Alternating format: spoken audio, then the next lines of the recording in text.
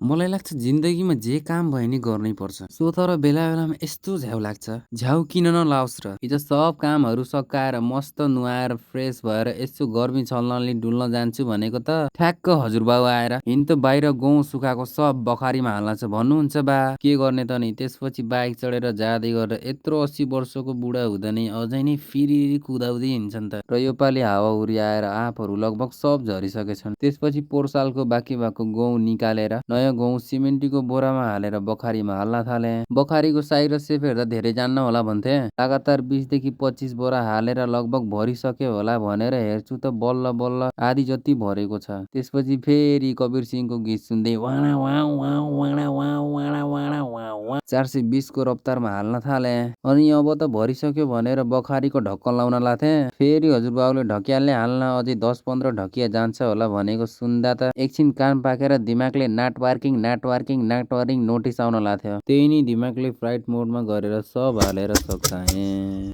के साह्रो गर्मी।